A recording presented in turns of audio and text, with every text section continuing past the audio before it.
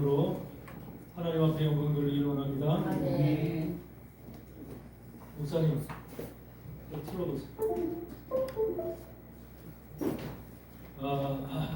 지금 여러분들이 잠시 보실 화면이 있는데 이 화면은 다른 것이 아니라 마지막 종말에 어떤 일들이 세상에서 벌어지고 있는가, 과학계에서 어떤 일을 행하고 있는가, 이런 것을 여러분들이 좀 실질적으로 화면을 통해서 한번 좀 눈으로 직접 확인하시기 바래요.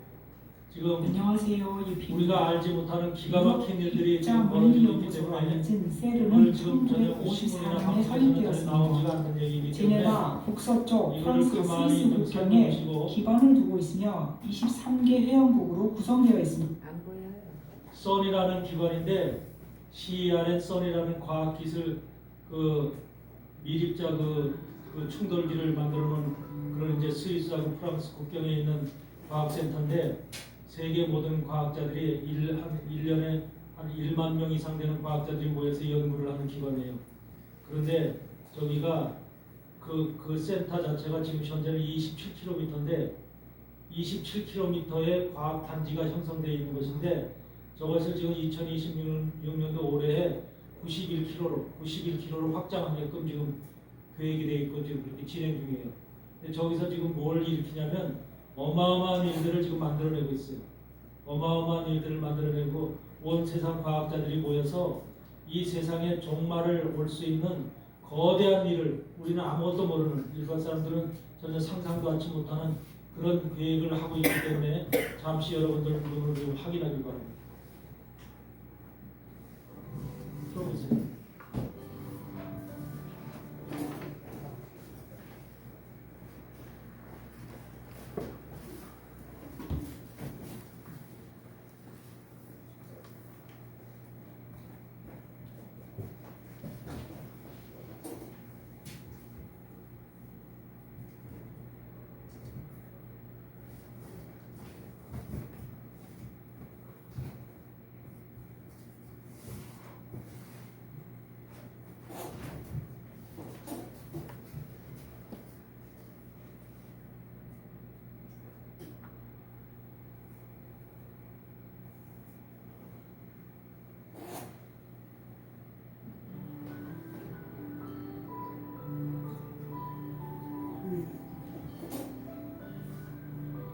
갑자기 또 그래.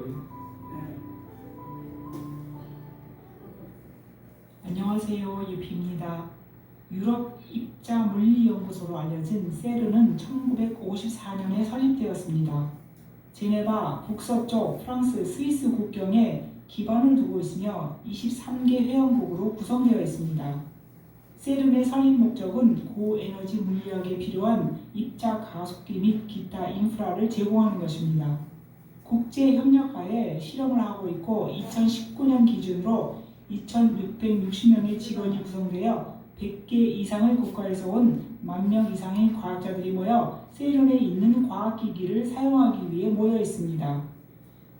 2010년 1차 가동을 시작으로 3차 가동은 올해 7월 5일에 시작해서 2026년까지 4년 동안 진행됩니다.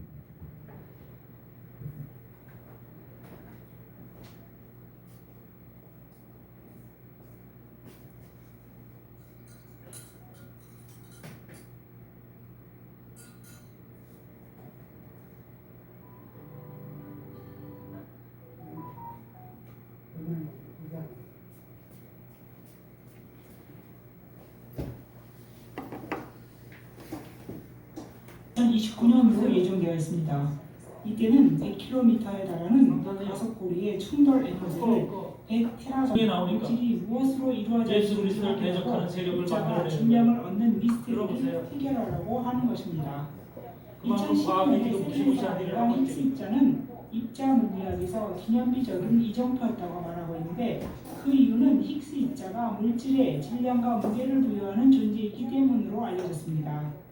그러나 아직도 무엇이 힉스 입자가 질량을 부여하도록 하고 기본 입자들과 상호작용을 발생시키는지는 아직 모릅니다. 그래서 암흑 물질과 상호작용을 하여 힉스 입자의 본질을 밝혀내려고 시도하고 있습니다. 암흑 물질은 육안으로 볼 수 없고 현존하는 장비로도 관측이 불가능하기 때문에 간접적 유추만 가능합니다.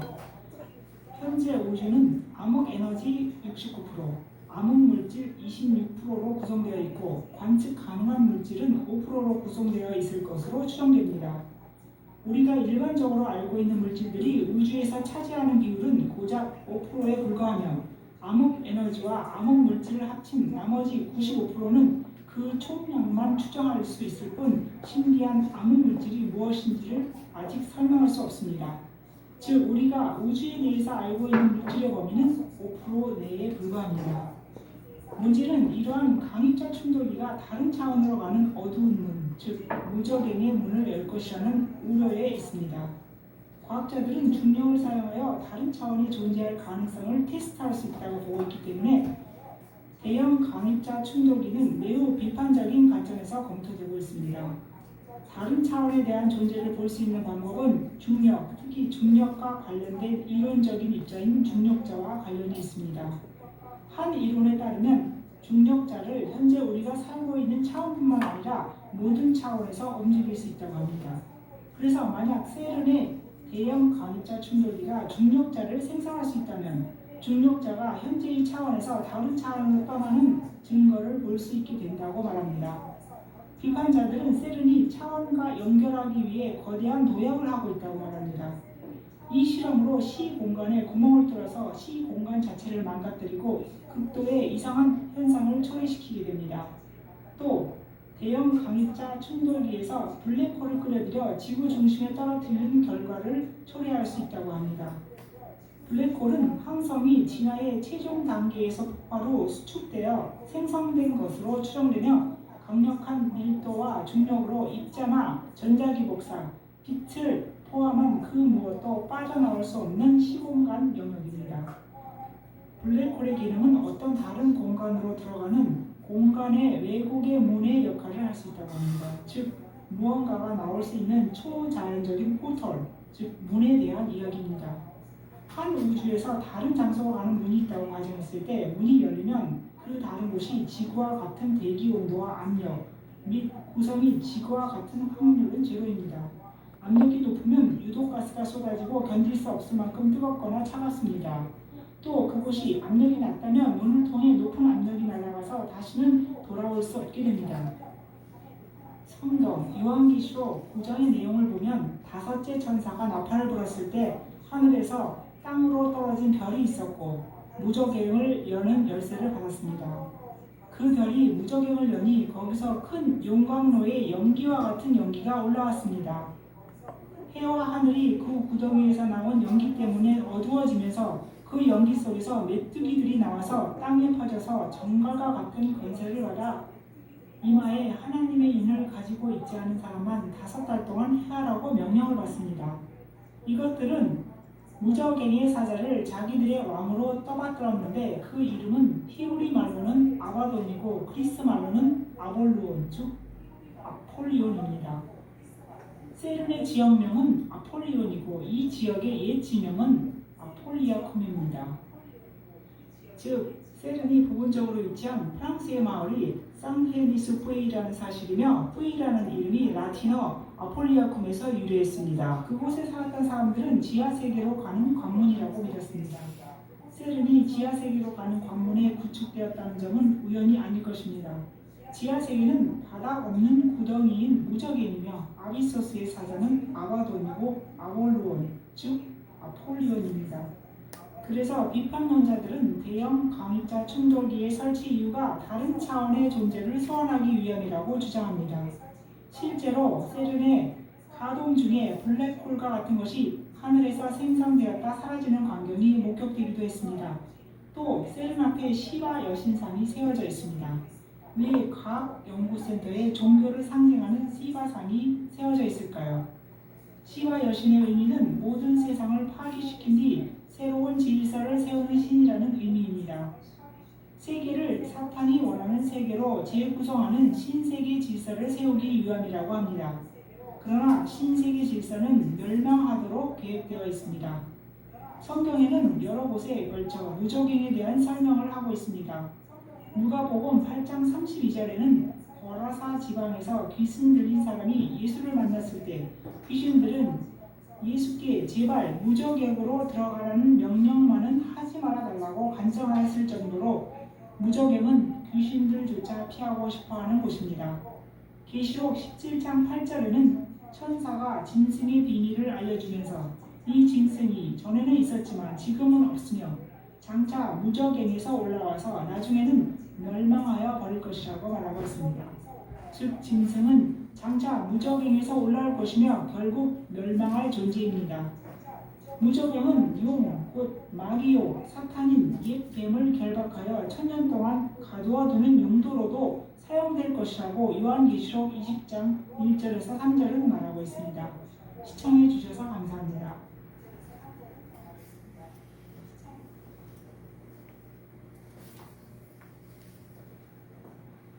이거를 왜 보여주셨냐면은 지금 우리가 알지 못하는 이 세상에서 과학이라고 하는 것을 통해서 지금 마지막 종말에 한마디로 짐승의 세력을 지금 끄집어내는 그런 일들을 지금 비밀리에 하고 있다는 것. 근데 그것이 성경에 나오는 그 바로 그 지역에서 아볼론, 아폴론이나 계시록에 나오죠.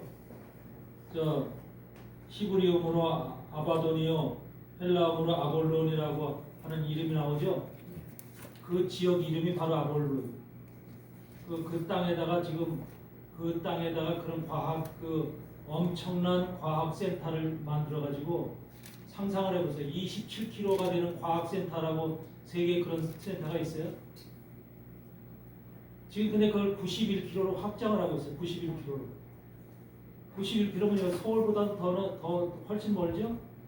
서울이 여기 40km밖에 안 되니까. 네? 그런 거 2배가 되는 그 지역이 다 과학센터라니까. 근데 과학센터 앞에 그 거대한 과학센터 앞에 그 시바상이 서 있어. 시바상. 시바상이 누구야? 인도 사람들이 믿는 시바 여신. 인도 사람들의 신인 시바 여신의 큰 동상이 거기 딱 서 있다. 그러면서 거기에 지금 세른의 공식 그 마크가 뭐냐면 666이에요. 세른의 마크가 666. 근데 666을 요쪽으로 6자, 요쪽으로 6자, 요쪽으로 6자 해가지고 처음에 봤을 때는 잘 몰라. 근데 자세히 보면 666을 갖다 세 글자를 갖다 이렇게 돌려놓은 거예요. 그렇게 해가지고서 666을 바로 세른이라는 기계 속에서 과학자들이 생산해내고 있는 거예요. 그래서 우리 인간이 차원이 한마디로 말하면 이 지금 지구상에 살다가 여러분 적그리스도는 그리스도와 같이 어마어마한 능력을 가진 사람이래 사람들이 인정을 할 거 아니에요. 그래 안 그래요? 적그리스도가 만약에 우리 같은 인간으로 걸어다니는 사람이고 이렇게 한마디로 우리와 비슷한 인간이면 누가 인정을 하겠어? 예수 그리스도가 엄청난 하나님의 능력을 갖고 이렇게 행했듯이 기적과 이적을 행했듯이 적그리스도는 상상을 초월하는 존재래야만 사람들이 인정을 합니다. 상상을 그리스도보다도 그리스도를 뛰어넘는 그런 엄청난 존재래야지 세계가 인정하고 모두가 그에게 굴복을 하고 경배를 하는 거죠. 그런 자를 저 과학기계에서 지금 만들어내고 있다니까. 그런 존재를. 그러니까 이거는 상상을 초월하는 인간의 상상을 초월하는 거예요. 그러니까 이것이 뭐냐면 여러분들 여기서 지금 만약에 부산을 간다 그러면은 기차 타고 가야 되잖아. KTX 타고 가야죠. 다른 방법이 없지. 비행기 타고 가면. 그런데 눈 깜짝할 사이에 여러분이 몸이 지금 부산에 가서 있다면 눈 깜짝할 사이에 그런 걸 만들어내고 있는 거예요. 그런 존재를 만들어내고 있는 거예요. 그런 존재.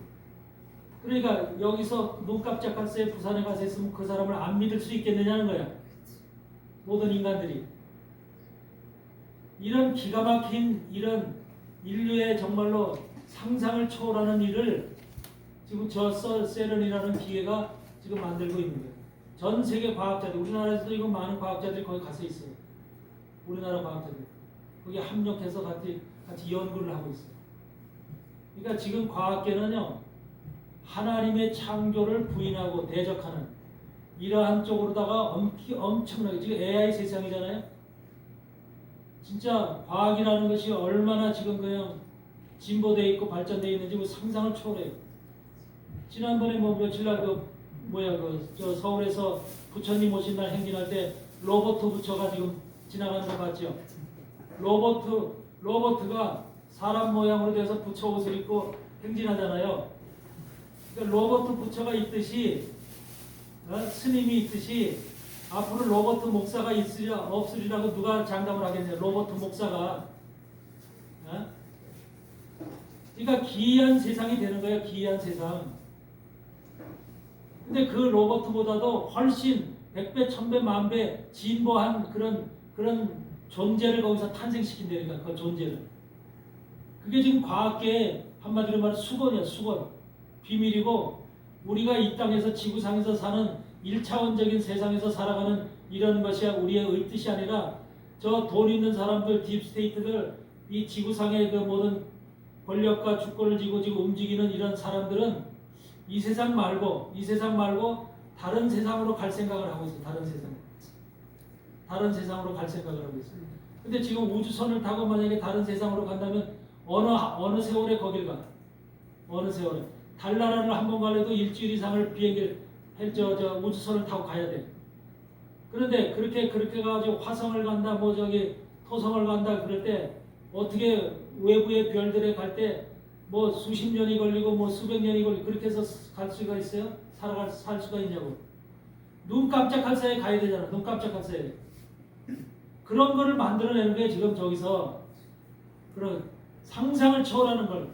그러니까 이 시간대를 초월하고 이 모든 이런 그 체계를 초월하는 순간이동 이런 것을 지금 만들어내는 거예요. 저기서.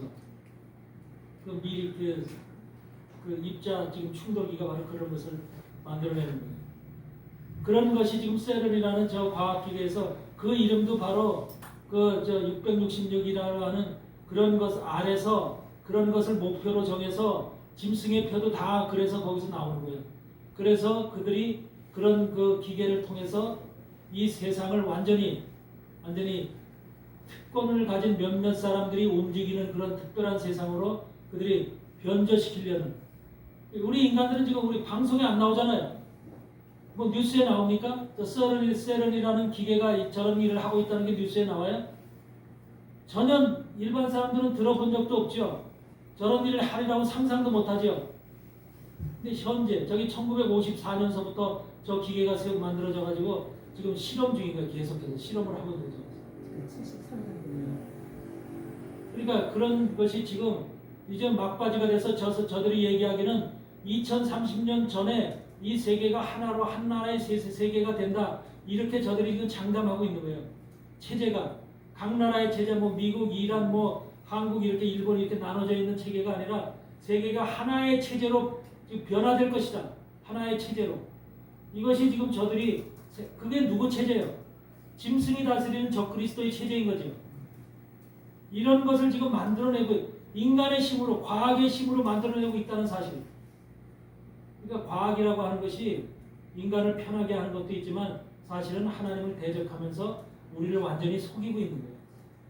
하나님을 그것이 이제 가장 이제 두려워해야 될 사람들이 교회를 다니는 하나님의 사람들. 그래서 우리는 저런 세상을 바라보고 저런 과학계를 믿고 의지하고 살아가는 인간들이 돼서는 안 되고 우리는 하나님의 말씀, 성령 안에서 그 하나님의 말씀을 쫓아서 말씀과 하나 되어서 살아가는 그런 우리가 돼야지 저런 과학을 믿고 세상을 믿고 살아가는 그런 존재가 돼서는 절대로 하나님 앞에 구원을 못 받는 됩니다. 완전히 지금 세상은요 성경과 반대로 나가는 거예요. 성경과 반대로. 성경이 하나님이 창조하신 창조 질서를 믿지 않는 거예요. 인간의 창조를 믿지 않고 사람의 머리로다가 과학 계산으로다가 수학으로다가 자신들이 세상의 우주를 다시금 재창조한다는 목적을 가지고 재창조. 근데 이 지구상은 사람이 살 것이 못 된다는 거예요. 오염이 되고 이제 모든 폐악한 것이 지구에 가득 차서 사람이 살 것이 못 된다는 거예요. 그래서 완전한 세상, 온전한 세상이 바로 이제 저들이 창조해 만들어내는 새로운 세상으로 가겠다는 거예요. 이런 것들이 지금 과학계를 통해서 이루어지고 있기 때문에 교회가 예배 드리는 것도 중요하지만 우리가 저런 것이 깨어 있어서 깨어 있다는 것이 워치아웃 바깥 세상에서 돌아가는 모습들을 살피라는 것이거든. 워치아웃하라. 그러니까 세상이 어떻게 돌아가고 있는가, 과학계가 어떻게 돌아가고 있는가, 정치계, 군사, 문화 이런 것들이 어떤 모습으로 지금 돌아가고 움직이고 있는가, 이런 것을 살펴서 거기에 합당한 지금 시대의 조리에 맞춰서 우리가 활동해야 되고 설교해야 되고 거기에 맞춰서 우리의 삶을 살아야 되는 것이 마지막 때 종말에 지금 여기 사도들이 말씀하는 우리에게 지금 명령하는 내용이라는 거예요. 바깥에 있는 것을 전부 다 모르면, 바깥에 있는 사정이 어떻게 돌아가는지 모르면 지금이 어떤 때인 줄 모르잖아. 때를 따라 양식을 나눠줄 자가 복이 있다고 했는데 때를 따라 어떻게 양식을 나눠줘? 밖에 형편을 모르는데. 예? 그럼 저렇게 과학이 저렇게 움직이고 있는 것이 비밀리 움직이고 공개적으로 움직이진 않잖아요. 비밀리 움직이고 있는 저것을 갖다가 우리가 모르니까 만약에 저들이 어떤 때가 돼서 큰 어떤 것을 팡 터뜨렸을 때 그때는 어떻게 할까요 우리가? 뭔가가 저들이 원하는 대로 지금 뭐가 만들어서 팡 터뜨렸을 때 준비가 안 된 자들은 어떻게 할 거냐면 그때 덫같이 우리에게 되죠. 도둑같이 우리에게 임하시는 거예요. 그때. 하나님이 저런 것을 용납하진 않아요. 용납하진 않지만 사단이라는 세력은 과학이라는 것을 이용을 해서 인간들을 완전하게 속임으로 인해서 인간들이 깨닫지 못하게 하는 근본 이유가 뭘까요? 결국은 주님 만나지 못하게 하는 거예요. 하나님 나라에 들어가지 못하게 하는 거예요. 구원받지 못하게 하는 거예요. 이게 사단의 본 목적이에요. 사단은 예수님에게도 경배를 원했어. 경배를. 나에게 경배하면 이 많은 하나님이 나에게 줬던 모든 이거 만물을 내가 너한테 주리라. 마태복음 4장에서 그러죠. 그러니까 그런데 주님은 오직 하나님만 경배하라 이렇게 마귀에게 답변을 했잖아요. 그러니까 물러갔지요. 지금 사단이 원하는 게 뭐예요? 예수님께서 경배를 안 했기 때문에 이제 남아있는 하나님의 자녀들, 교회와 하나님의 자녀들이 마귀한테 경배하는 걸 원하는 거예요. 경배를 받고 싶어해. 마귀는. 이것이 바로 우리가 깨어 있어야 될 이유예요. 네. 우리가 잘못하면은 666 짐승의 표를 받는 것도 그렇고 우리가 살아가는 모든 교회의 모든 말씀대로 살아가지 못하고 이러면은 전부 다 마귀한테 경배하는 일이 돼버리는 거예요. 결과적으로. 어마어마한 일이 생기는 거예요. 우리가 여러분들 지금이 어떤 교회가 돼야 돼요? 지금이 어떤 교회가 돼야 될까? 그냥 교회에서 예배드리는 교회, 한학교회, 뭐 사랑의 교회, 뭐 여의도 승무원교회 그런 개별적인 교회들. 성경이 우리에게 지금 교회의 모습을 어떤 교회가 마지막 종말에는 어떤 교회가 되어야 될 것을 성경은 우리한테 얘기하고 있거든. 원래 마태복음 17장에 보면은 누가복음 9장에 보면 뭐가 있어요? 변화산상에서 지금 주님과 모세와 엘리야가 만나고 있죠. 흰옷을 입고 만나고 있죠. 근데 베드로는 아래서 그걸 쳐다보면서 뭐라고 지금 얘기를 하고 있어요? 주님한테 내가 주를 위해서 모세를 위해서 엘리야를 위해서 이 땅에 초막을 짓겠나이다 그러잖아. 그래야 그래요. 초막 셋을 짓겠나이다 그래요. 그러면서 자기가 한 말을 누가복음에 보니까 자기가 한 말을 무슨 말인지도 모르겠다 그래. 그건 누가 시켜서 한 말이에요? 성령께서 시켜서 한 말이기 때문에 자기 의도적으로 한 말이 아니라는 소리죠. 자기 입을 사용해서 성령이 하신 말씀이기 때문에 본인도 모르는 거예요. 그러면 그것은 하나님의 뜻이잖아. 하나님의 뜻에는 이 땅에 교회가 세 가지 모습의 교회가 있어. 하나님을 섬기는 교회가. 그래서 주님을 위한 교회야. 그게 어디야? 이방인 개신교회들이야. 주를 찬양하고 주를 예배드리는 그런 교회들이야. 그러면서 뭐야? 모세를 위한 교회는 율법교회, 회당이야. 유대인들이 율법을 가지고 하나님 앞에 나가는 회당을 보러 모세의 초막이라고 얘기를 하는 거야. 그럼 엘리야의 초막은 뭐야? 엘리야의 초막. 여러분 엘리야 초막이라는 거 들어봤어요? 회당은 들어봤고 주님의 교회는 들어봤지만 엘리야 교회라는 엘리야 초막을 들어봤어요? 그럼 왜 그 말을 했을까?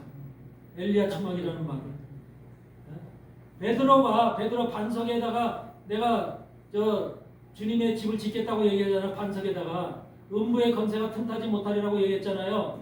교회를 짓는데 반석에다가 주님의 반석에다 짓는데 그 반석에다 짓는 것이 바로 주님의 반석에다 짓는 오늘날의 교회잖아요. 이방인 교회들이 주님의 반석에다 지금 교회를 짓지 뭐 남의 이름에 누구한테 손요한 목사 반석에다 짓는 거 아니잖아요. 예? 그러니까 이 교회는 주님의 반석으로다가 교회를 져야 그게 온전한 반석이고 뭐 비가 오나 뭐 태풍이 오나 뭐라 해도 너 무너지지 않는 거잖아요. 그것이 바로 주님께서 말씀하신 내용이잖아요. 근데 주님의 반석이 주님의 교회가 세상에 엄청나게 많아요. 특히 대한민국에 제일 많아요. 그 다음에 모세의 율법 가운데 드려지는 회당은 유대인들이 가서 있는 곳에는 다 회당이 있죠. 미국에도 회당이 많아요. 유대인들이 모여 있는 곳에 그들이 회당에서 예배를 드려요. 그래서 그런 회당이 있습니다. 근데 엘리야를 위한 회당은 어디 있어? 엘리야가 언제 나왔습니까? 어제도 얘기했던 세례 요한 속에 엘리야의 영을 가지고 나왔어. 세례 요한 속에. 여러분들 열왕기상 19장을 보면 열왕기상 19장을 보면은 뭐가 있어요? 엘리야가 로뎀나무에서 하나님 나 이제 죽고 싶어요. 나 좀 데려가 주세요 이러죠. 네. 그래가지고서 그 호렙산까지 가가지고서 결국 하나님의 명령을 받고 나오죠. 거기서 무슨 명령을 듣습니까? 네가 나가서 아람왕 하사세를 아람왕으로 세워라. 그 다음에 이스라엘 왕을 갖다가 예후를 세워라. 그 다음에 네 제자로 네 선지자로 네 다음 선지자로 엘리사를 세워라. 그 말이 있어요 없어요? 있어요. 그래서 세 가지 명을 받고 나오죠. 근데 왜 여러분 구약 성경 전체를 봤을 때 어떤 선지자가 어떤 선지자한테 제자로다 그 선지자를 세워라 하는 그런 말이 나와 있는 곳이 있습니까 없습니까? 이사야나 예레미야는 누구든지 누가 하나님께서 명을 받고서 그 다음 선지자를 세운 그런 기록이 있어요 없어요? 오직 엘리야와 엘리사만 그런 기록을 가지고 있죠. 그건 뭐예요? 하나님의 뜻이 엘리야 속에 있고 엘리사 속에 있다는 거예요. 특별한 뜻이. 네? 엘리사는 엘리야의 제자예요. 엘리야의 제자. 그러면서 엘리야가 바로 열왕기하 2장에서 승천할 때 구한 것이 뭡니까? 엘리야 당신이 승천할 때 나한테 너가 뭘 원하느냐 하니까 나는 갑절의 영감을 원하나이다 그러잖아. 갑절의 영감. 엘리사가 갑절의 영감을 원하는데 그 갑절의 영감을 받아요 못 받아요? 받지요. 그거 잘 여러분들 성경을 읽고서 어떻게 그동안 그걸 해석했는지 모르겠어요. 엘리야와 엘리사의 관계가 바로 그런 관계인데 그 관계가 무슨 관계인지 아세요? 마지막 시대 교회는 종말 시대 주님을 재림을 기다리는 교회들이 바로 엘리사 교회, 엘리사 교회. 엘리야는 바로 세례 요한의 몸속에 들어왔어요. 세례 요한의 영으로다가 세례 요한 영은 바로 엘리야의 영이에요. 엘리야의 심령을 가지고 왔다 그러죠. 그래서 주님이 재림할 때는 그 엘리야의 영을 가지고 오는 세례 요한을 통해서 주님을 오신다는 것을 갖다가 미리 이스라엘 백성들에게 알려주지. 그렇죠? 그리고 백성의 마음을 하나님의 마음을 백성에게 이렇게 전달하는 역할을 하는 것이 엘리야라고 세례 요한이라고 얘기했죠. 네.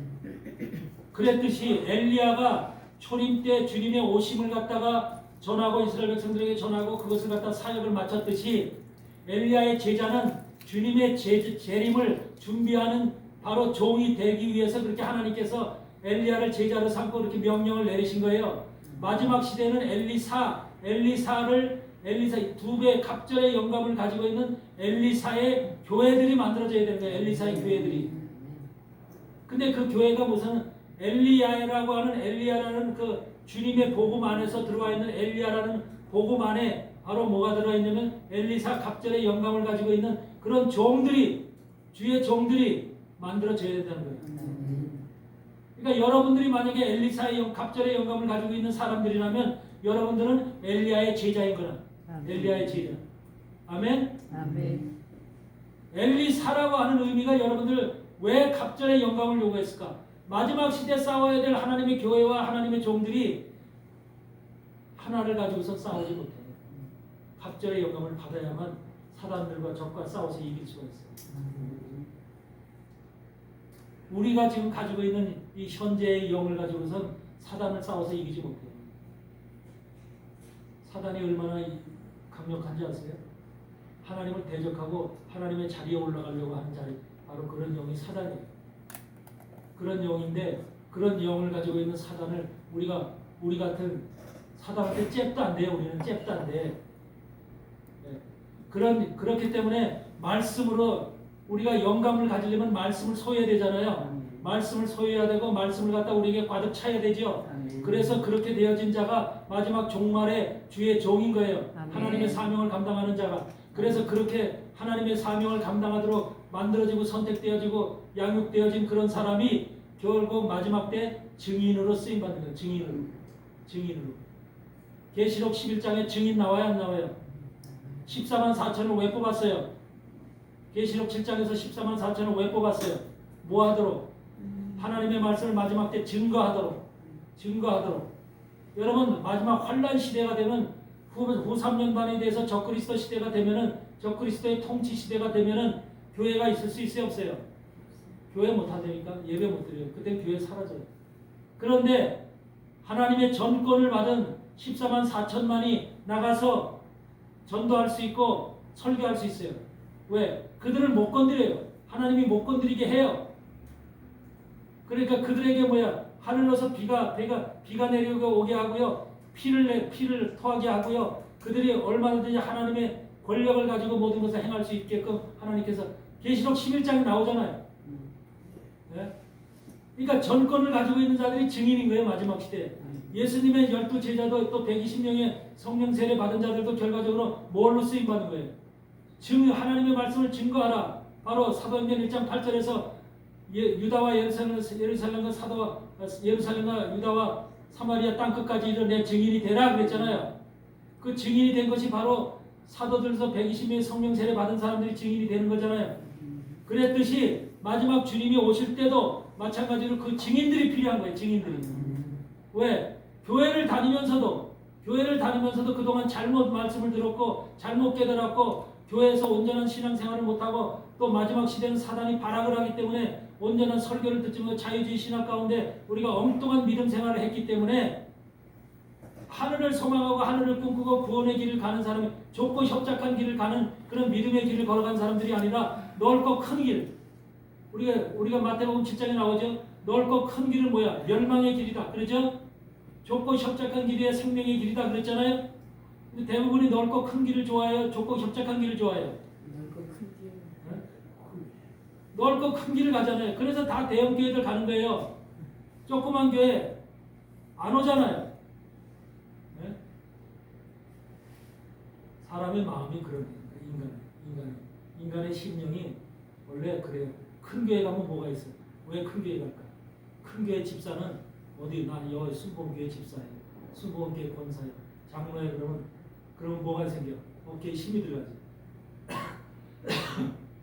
지하실교회 집사예요. 장로에 그러면 누가 하지? 여러분. 왜? 그리고 그 큰 교회를 가야만 뭐가 생겨? 연질이 생기잖아. 많은 사람들 알잖아. 그리고 직업도 가서 거기 돈 많은 장로들도 많잖아. 그 회사에 들어가서 일도 할 수 있고 모든 기회들이 생기잖아. 조그만 교회는 뭐가 있어? 아무것도 없지. 봉사하고 헌신하고 충성하는 것밖에는 뭐가 있어요? 그러니까 조그만 교회는 아무. 이게 인간의 심리가 그래. 그런데 제가 여러분들한테 강력하게 말씀을 드리는데 큰 교회 가면 망하는 길이라는 거. 대형 교회 가면 망하는 길이다. 아멘. 작은 교회 찾아서 가는 것이 복된 길. 작은 교회는 다는 아니지만 작은 교회에 올바른 영을 가지고 있는 목사님한테 설교를 듣고 거기서 신앙생활을 해야 됩니다. 아멘? 아멘. 절대로 큰 교회. 내가 새벽 예배 찾아다니면서 우리 동네에 그 앞에 큰 중동교회 수목교회 있잖아. 그거 새벽 예배 안 간다니까. 바로 앞에야. 길만 걸으면 바로 순복음교회야. 근데 안 가. 왜? 가기 싫어. 마음에서 허락질 않아. 그 동네 내가 조그만 교회들 다 찾아다녔어. 통합교. 근데 합동교회는 하나도 없어. 통합교회, 성결교회, 심예교회, 뭐 또 무슨 교회더라. 하여튼 그런 감리교 이런 교회들이 있는데 장로교 합동은 통합 하나밖에 없더라고. 다 갔는데 시간은 거기다 적어놨어. 5시에 새벽 예배 드린다고 적어놨는데 어떤 교회도 새벽 예배 드리는 교회가 없다고 얘기를 했죠. 네. 하나도 새벽 예배 드리는 교회가 없어. 다 문 닫아놓고 있지. 조그만 교회가 이렇게 다 죽어가고 있는 거야. 물론 조그만 교회가 많은 월세를 하면서 그 운영하기가 힘들겠죠. 이게 현실이죠. 현실이고 경제적인 측면에서는 어쩔 수 없는 현상이라도 볼 수 있는데 목사들 자신이 이미 영적으로 쇠퇴해서 힘이 없는 거예요. 그걸 이겨내고 버텨낼 수 있는 힘이 없는 거예요. 여러분 이 마지막 때는 인내하는 자만이 살아남습니다. 아멘. 인내하는 자만이 살아남습니다. 이것을 분명히 지켜요. 아멘. 여러분들 우리가 여러분들 말씀 속에서 한번 살펴봐요. 열왕기상 19장 한번 펼쳐보세요. 열왕기상 19장.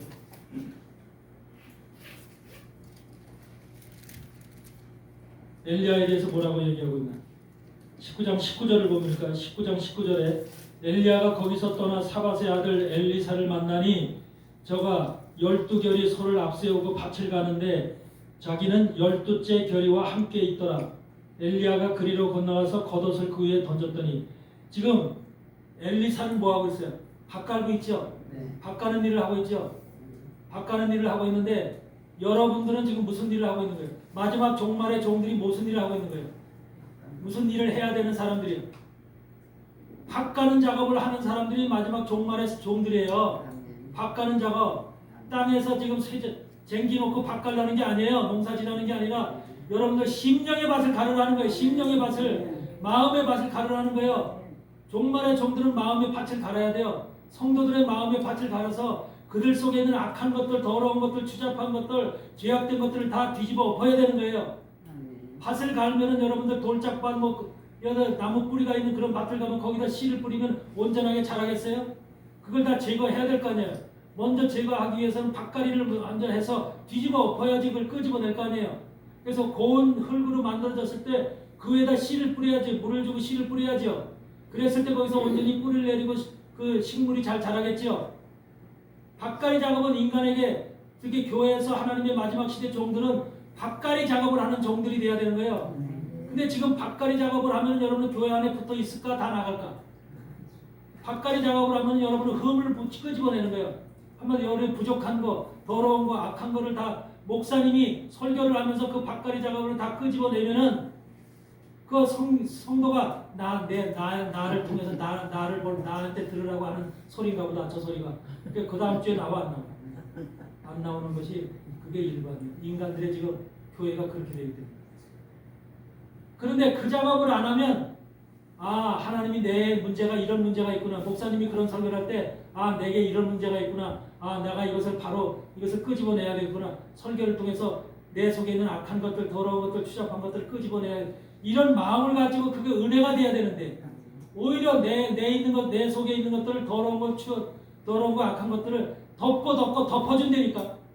끄집어내는 게 밭갈이 작업이 하는 게 아니라 더 갖다 쌓아놓는 거야. 다 옷으로 보이지 않게끔 더 이렇게 덮어놓으니까. 그래야지 교인들이 붙어 있어. 교인들은 이 밑에서부터 그냥 가리 작업을 하면은 다 나가버려. 그러니까 대형교회에서도 목사들이 밭갈이 작업을 원래 마지막 때 주의종들은 밭갈이 작업을 해야 되는데 다 밭갈이 작업을 하는 종이 없어.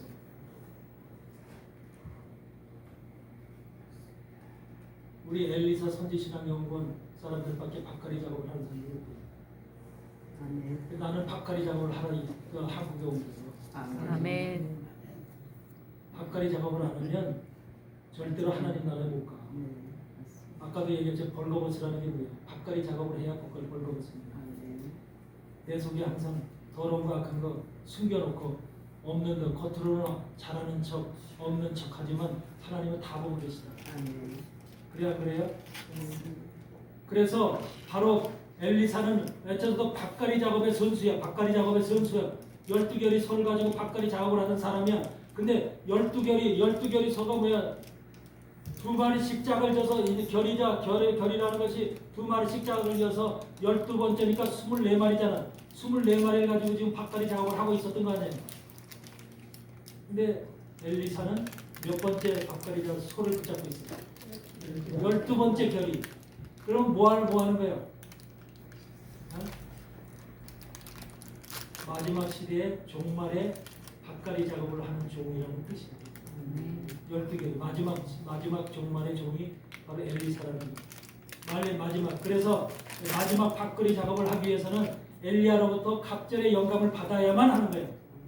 출애굽기 16장에도 만나를 광야에서 이스라엘 백성들에게 만나를 줄 때 5일 동안은 한 오멜만 줬어요. 한 오멜만. 에바 10분의 1에 한 오멜만 먹으라고 했죠. 근데 6일째 되는 날은 갑절의 양식을 취하라 그랬죠. 6일째가 무슨 날이에요? 6일째가 마지막 시대잖아요. 지금 우리가 6일째 살고 있잖아요. 6일째, 세상의 종말의 시대가 6일째거든요. 6일째 시대. 그 다음에 7일째는 뭐야? 안식의 시간이죠. 안식의, 주님이 재림하셔서 안식의 시간, 천년왕국으로 들어가는 그 시간이 7일째예요. 그 시기에서는 우리가 이제 모든 세상의 고난과 슬픔과 눈물을 다 잊어버리고 그 주님의 천년왕국에서는 모든 마음의 평안과 안정과 기쁨과 즐거움과 희락으로 영광 가운데 살아가는 겁니다. 아멘? 아멘. 그게 7일째예요. 그런데 7일이 되기 전에 바로 6일째는 갑절의 양식을 먹어야 됩니다. 이스라엘 백성들에게 갑절의 양식을 출애굽기 16장에서 이미 예언을 하셨어요. 예언을. 그것이 이스라엘 백성들에게 먹으라고 예언하는 게 아니라 성경 끄트머리에 가서 6일째 되는 날 갑절의 양식을 먹어야 된다는 예언이에요. 예언. 아멘? 성경 말씀은 다 예언인 거예요. 예언. 그 창세기, 출애굽기, 레위기, 민수기, 신명기 이런 것들이 전부 다 사실은 모세의 율법이지만 모세의 율법이 예수 그리스도의 초림과 재림에 대해서 예언하는 예언의 말씀이에요. 이것을 여러분들이 깨달아야 돼요. 그래서 여기서 보니까 12결일째를 가지고 이제 했는데 겉옷을 그 위에 던졌더라. 엘리야가 겉옷을 던졌어. 엘리야가 겉옷을. 엘리야가 겉옷. 겉옷이 뭐예요? 엘리야가 입고 있던 겉옷이 무슨 옷이야? 엘리야가 사역을 하던 그 시대는 무슨 시대야? 율법의 시대죠. 겉옷이라는 것은 바로 뭐야? 율법의 옷을 얘기해요. 율법의 옷. 율법의 옷을 갖다 던진 거예요. 그러니까 율법의 옷을 던졌다니까 뭐야?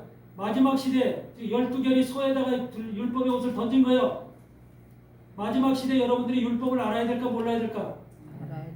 그게 하나님의 말씀이죠. 모세의 율법과 선지자의 글이죠. 스가랴서 4장에 나와 있는 두 감람나무, 촛대 7개의 촛대 양옆에 두 감람나무가 서 있는데 두 감람나무로부터 하나는 우측 하나는 좌편에서 금기름이 흘러서 바로 촛대로 등대로 들어가서 불을 밝힌다 그랬죠.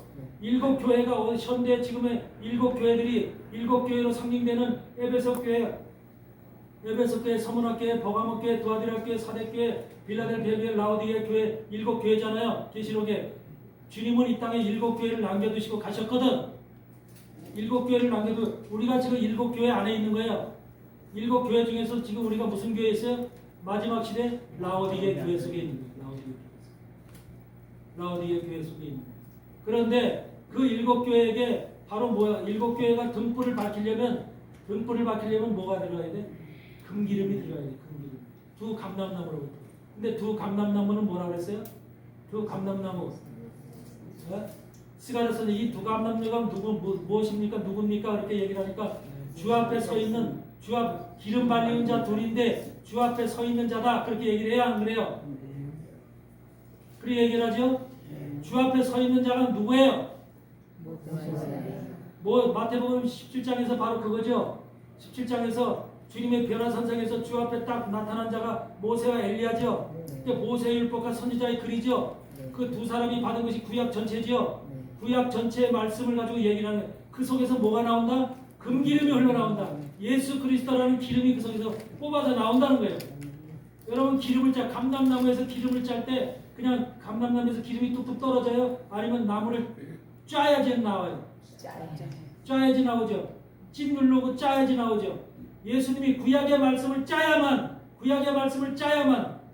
뭐가 나온다? 예수 그리스도가 나온다. 의이신 예수 그리스도가 나온다는 거예요. 감람나무를 짜. 율법의 말씀을 짜야 되고 선지서의 말씀을 짜야 되고 짜면은 거기서 물이 똑똑똑똑 떨어진다는 거예요. 그게 바로 구약의 말씀 속에 있는 교회, 오늘날 교회를 밝힐 수 있는 등불을 밝힐 수 있는 그 기름이 거기서부터 온다는 거예요. 그런데 오늘날 교회들에서 그 구약의 말씀의 기름을 감람나무를 짜서 만들어내는 금기름을 공급을 안 하니까 현대 교회들이 자유주의 신학의 교회들이 그 금기름을 짜서 공급을 안 하니까 교회들이 불이 다 꺼져버려요. 교회 불이 다 꺼져.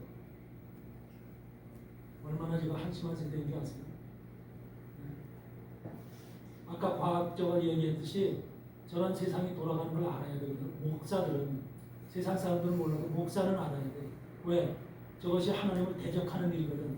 하나님을 대적하는 일이고 하나님 나라에 가지 못하게 교회와 하나님의 사람들 다 멸망의 구덩이로 쓸어 놓으려고 하는 작업이거든 저게. 네? 근데 그런 걸 전혀 모르고 있다니 어떻게 예비하고 대비를 하겠냐는 거예요. 이런 세상에 우리가 지금 살고 있어요. 얼마나 타락되고 변질된 교회 속에서 우리가 지금 여러분들이 사명, 목사, 이 중에 다 대부분 목사잖아요. 어떻게 사명을 감당할 거예요? 그래서 이 바로 마지막 시대는 엘리야와 같은, 엘리사와 같은, 엘리야의 제자인 엘리야와 같은 갑절의 영감을 받은 사람들이 땅 파는 쟁기를 가지고 땅 파는 작업을 누가복음 9장에서 얘기를 하죠. 주님께서 뭐라 그래요? 너는 나를 따라라 그랬더니 뭐라 그래요? 뭐라 그래? 부모를 장사 지내고 온다고 그러잖아요. 그러니까 부모한테 장사 지내는 것은 바로 세상 사람들, 죽을 사람들을 보고 저들한테 장사 지내라. 너는 나를 따라라 그러잖아요. 그러니까 나를 따라라 그러니까 뭐예요? 쟁기를 들고 뒤를 돌아보는 자는 내게 합당치 않다 그랬죠. 마지막 시대 주의 종들은 주님이 뭐라고 해요? 쟁기를 들어야 되는 종들이라는 소리예요. 쟁기를 들고 여러분의 마음의 밭을 여러분 갈아엎는 그 작업을 해야 된다는 거예요. 여러분들도 마음의 밭을 갈 때 누가 여러분의 마음의 밭을 갈 때 평안하게 앉아서 감사합니다. 감사해서 가는 사람 없어요. 그걸 받아들이는 사람이 없다니까. 왜? 마음의 밭을 쟁기로 갈 때는 고통스러운 거야. 아픈 것이고 괴로운 거야. 근데 하나님은 그 작업을 통하지 않고는 안 됩니다. 깨끗해질 수 없다. 이것을 분명히 여러분들 깨달으시기 바랍니다. 그래서 여기 보면 21절에 엘리사가 저를 떠나서 돌아가서 소 한 겨리를 취하여 잡고 소 한 겨리를 취하여 잡았대. 소 한 겨리를 잡았대. 두 마리를 잡았다는 거예요. 두 마리를 잡아서 어떻게 해요? 소의 기구를 불살랐대. 소의 기구를 불살랐으니까 여러분 소의 기구가 없으면 쟁기를 갈 수 있어 없어? 없죠. 그러니까 쟁기로 갈 수 있는 모든 것들을 다 불살라 태웠죠. 뭐를 의미할까? 엘리야라고 하는 그 주의 선지자의 종의 제자가 되기 위해서 예수님의 제자, 예수님의 종이 되기 위해서 베드로나 야고보나 요한이나 예수님의 종이 되기 위해서 너희가 이제 갈릴리 바다에서 그물을 피고 고기 잡는 자가 아니라 사람을 잡는 자가 되어라. 이렇게 주님이 부를 때 그물과 아버지와 배와 그물을 다 버려두고 예수를 쫓았더라 그러죠. 바로 여기서 쟁기의 기구까지 다 지금 한 것은 뭐예요? 자기가 가지고 있는 모든 소유와 필요한 모든 것들을 다 채워버린 거잖아요. 그러니까 이제 뭐만 남았어? 엘리야를 쫓아갈 길만 남았잖아. 자기 인생에 뒤돌아갈 길이 없잖아. 기구가 다 태웠는데 뭘 가도 밭갈이 작업을 할 거야. 이제 농사를 질 거야. 그러니까 바로 그걸 의미한 주님의 사명을 갖고 주님의 길을 걸어가는 사람들은 다 내려놓고 다 태워버려야 돼. 불태워버려야 돼. 여러분의 예전에 살던 삶은 예전에 살았던 모든 것들은 다 기억이나 모든 재산이나 모든 것들 다 불태워버려야 된다니까. 롯의 부인처럼 소돔 고모라 성이 멸망될 때 롯의 부인처럼 뒤돌아봐서 안타까워서 그리워서 뭔가 미련이 남아서 뒤돌아봐서 돌기둥이 되는 소음기둥이 되는 그런 인간이 되어서는 안 되잖아요. 네? 우리 세상에 많이 싸우면 싸울수록 뒤에 안 돌아볼 수가 없어. 강남의 수십억짜리 빌딩에다가 건물에다가 뭐 여러 가지 뭐 재산들이 잔뜩 쌓았는데 은행에 돈도 있고 전부 다 쌓았는데 주님이 오라 할 때 어떻게 금방 맨손으로 가.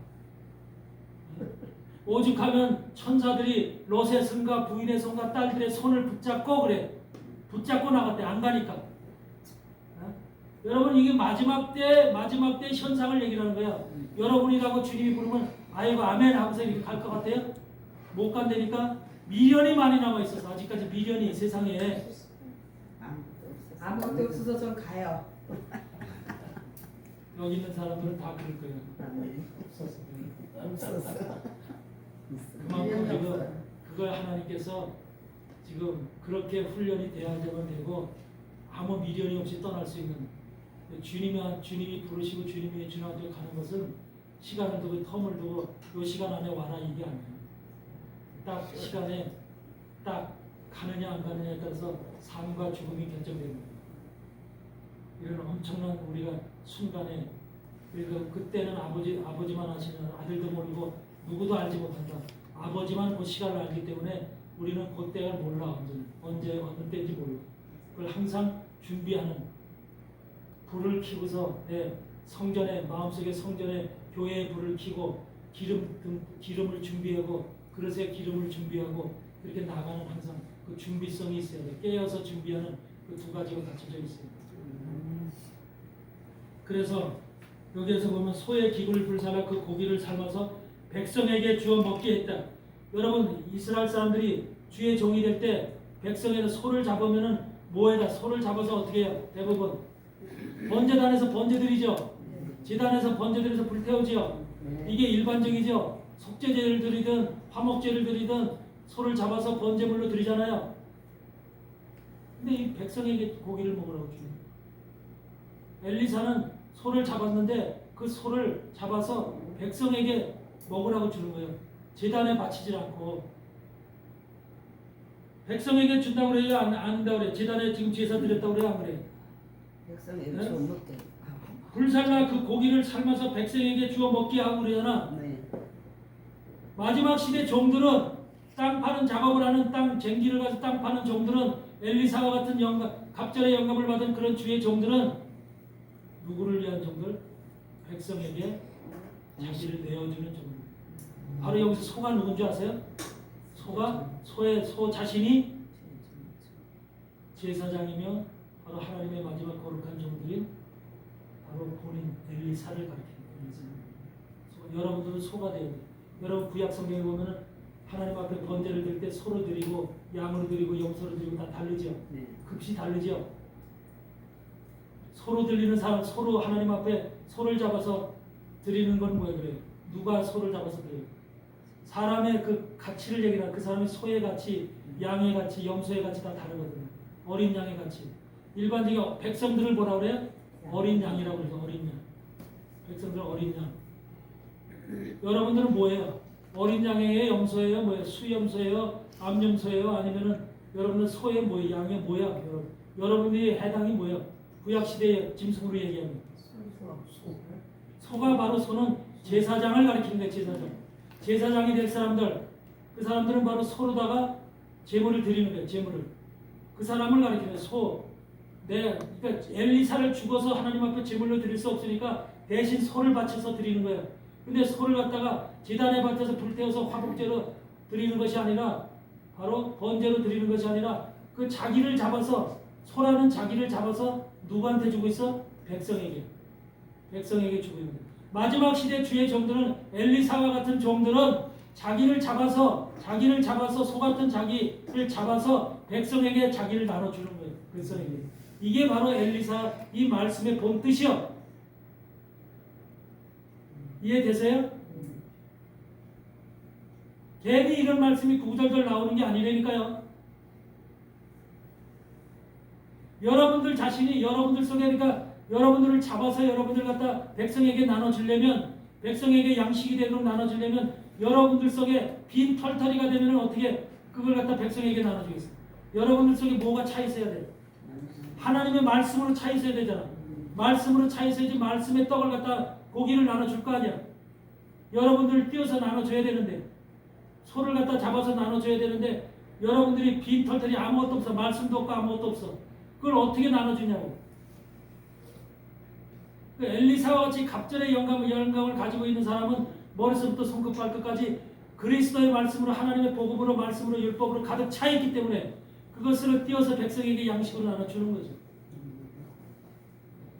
이게 마지막 시대 바로 엘리사와 같은 종들. 이게 마지막 시대 엘리사와 같은 교회. 왜 내가 우리 연구원이 에스라 성경신학연구원에서 에스라 성경신학연구원에서 하나님이 작년 7월달에 나보고 엘리사로 바꿔라 이렇게 명령이 떨어져서 엘리사로 바꾼 거예요. 작년 7월달에 바꾼 거예요. 엘리사 성경신학연구원으로. 나 그때만 해도 깨닫지 못했어요. 엘리야와 엘리사의 관계를 깨닫지 못했어요. 근데 하나님이 이걸 다 엘리야와 엘리사의 관계가 이런 관계다. 그래서 마지막 때 주의 종은 엘리야의 초막 안에 있는 갑절의 영광을 받는 엘리사의 종들이어야 된다. 이렇게 내게 말씀하셨기 때문에 엘리야와 엘리사의 관계가 그런 관계로구나. 그러니까 말씀을 보니까 다 그게 이해가 되는 거예요. 괜히 엘리사가 갑절의 영광을 엘리야로부터 받은 게 아니야. 엘리야는 초림 때 주님의 초림을 갖다 예비했던 그런 주의 종이라면 엘리사는 마지막 주의 재림을 준비하는 종이 돼요. 아셨어요? 네. 여러분 조지타운 대학의 신학과 교수가 뭐라고 얘기하는지 아세요? 브랜든 스톤이라고 하는 조지타운 대학교 신학과 교수가 뭐라고 해요? 마지막 시대에 인류를 깨울 민족은 동방에서 나온다고.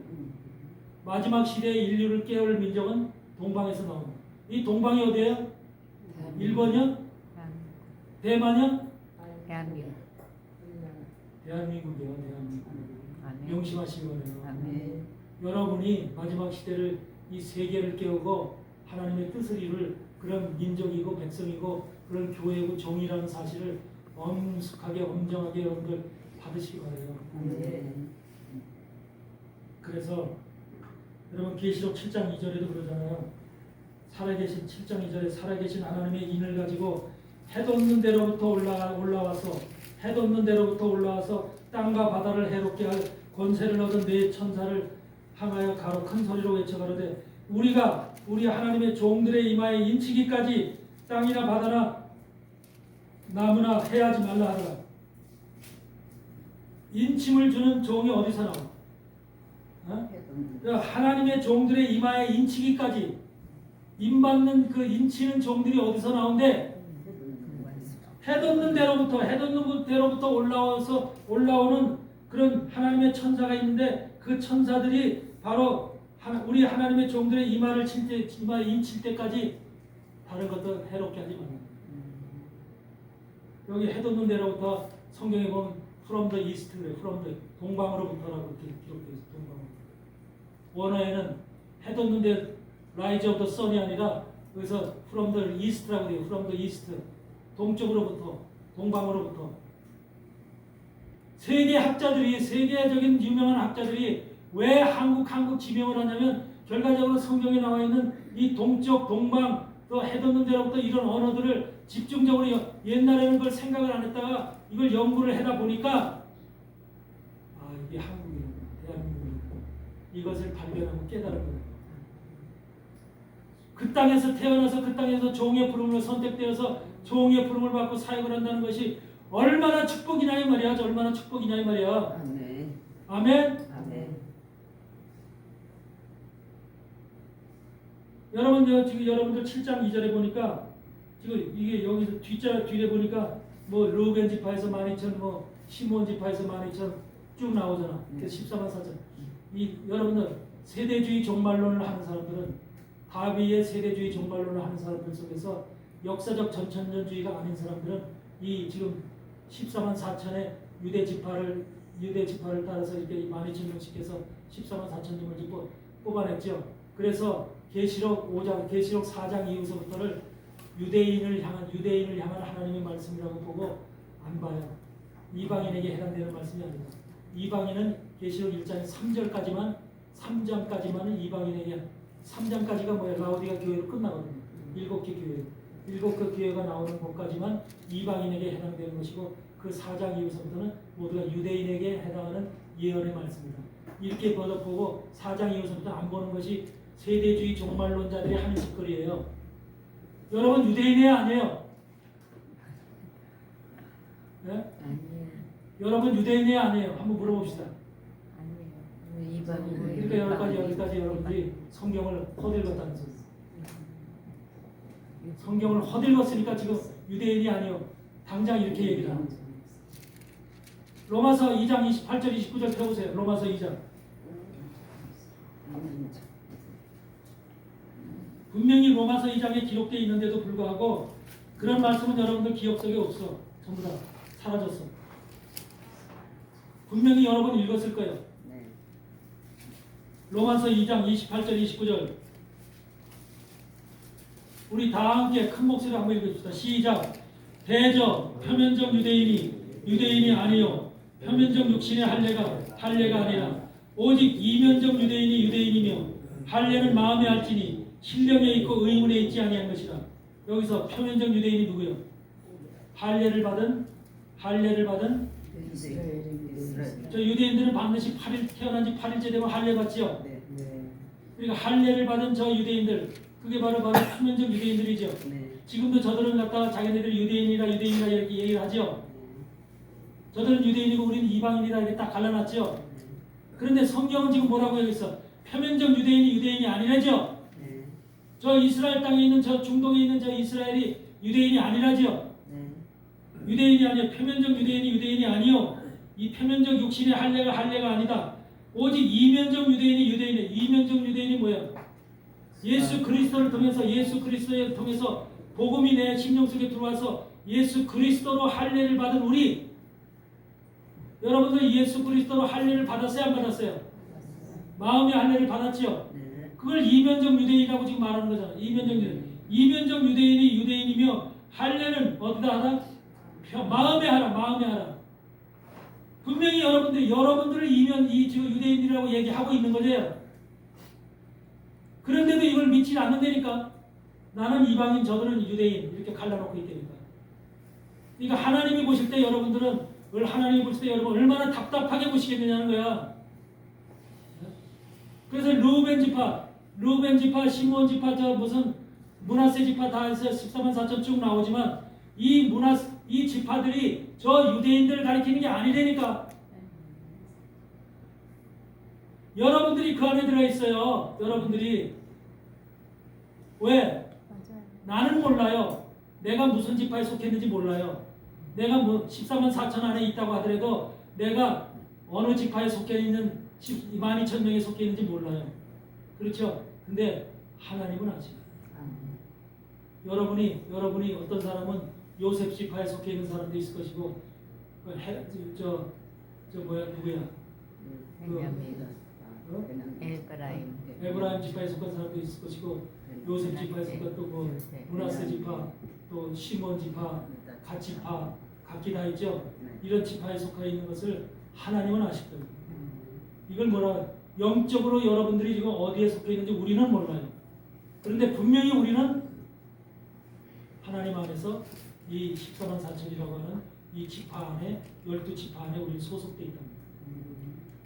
이면적 유대인으로 여러분들 그래서 당당하게 이제는 여러분 마음속에서 외형 바깥에 나와서 나 유대인이요 이렇게 할 필요는 없어요. 왜? 손가락질 당할 테니까. 나 유대인이요 그렇게 할 수는 없지만 내 여러분 마음속에서는 뭐라고 고백해야 돼요? 하나님 나 유대인 맞지요? 나 유대인이에요. 나 이면적 유대인이거든요. 그렇죠? 나도 13만 세 증인될 수 있어요. 이렇게 본인 스스로는 여러분 하나님과 독대하면서 기도할 때 그렇게 기도하시기 바랍니다. 아멘. 여러분이 유대인이라니까. 아멘. 하나님 안에서 그런 유대인들을 이면적 유대인을 마지막 때 하나님이 세우시는 게 이방 속에서 뽑아서 이것이 중요한 겁니다. 근데 우리는 잘못된 신학을 배워서 잘못된 변질된 신학, 사단이 만들어놓은 자유주의 신학 가운데 잘못된 말씀을 배워가지고서 여태까지 우리는 이방인, 저들은 유대인 이렇게 딱 갈라놨어요. 여러분들 오늘날 보니까 오히려 외국의 학자들이 외국의 신학자들과 외국의 고고학자들, 외국의 성경학자들이 오히려 한국을 갖다가 성경 속에 있는 하나님의 나라다 이렇게 고백하고 있어요. 그걸 갖다가 여러 가지 방법으로 언어학적으로 찾으려고 하는 고고학적으로 찾으려고 하는 사람들 또 뭐 이렇게 성경학적으로 성경 속에 있는 우리 에스겔서 44장 2절에도 보면 동쪽에서부터 주님이 하나님 예수님께서 어디서 온대? 동쪽으로부터 와서 예루살렘 동문으로 들어간대. 동쪽에서부터 온다. 이것이 이 사람들은 동쪽이 어디냐? 우리만 찾은 게 아니라 그들은 성경학자들은 이스라엘의 성경학자들은 수없이 그걸 찾은 거예요. 과연 성경에 이 동쪽, 동방 이런 게 나오는 거예요. 과연 이거 어디냐? 어디를 가리키는 것이냐? 이들은 수없이 그걸 연구하고 찾은 거예요. 근데 결론은 대한민국입니다. 이게 언제서부터 드러났어? 2023년도부터. 2023년도, 24년도, 2025년, 23년 코로나 이후서부터는 이 대한민국이 세계 학자들의 성경학자, 이 히브리 학자, 예루살렘 대학의 학자들로부터 온전히 지금 대한민국이 초점이야, 연구 대상입니다. 이런 것들이 지금 이 대한민국을 향한 세계 학자들의 지금 모습. 그런데 세계 학자들이 이렇게 초점이 대한민국을 향해서 성경적으로 이렇게 우리가 모든 관심을 가지고 대한민국을 연구하고 바라보고 있는데 오히려 대한민국에 있는 교회와 목사들과 성경학자들은 아니다, 우리는 단군조선의 조상이다. 그래서 우리의 역사를 해치지 말아라. 우리가 저 중동의 역사가 왜 우리에게 들어와 있느냐? 그런 하나 예수님과는 관계없다. 이렇게 단정짓고 오히려 그걸 배척하고 거역하고 있다니까. 대한민국의 학자들이, 외국의 학자들은 오히려 연구를 하고 있는데 대한민국의 학자들이 이걸 거부하고 반대하고 있어요. 이게 한국의 지금 한마디로 악하고 사단한테 뒤집어 쓰여져 있는 한국의 영적 상태입니다. 영적 상태.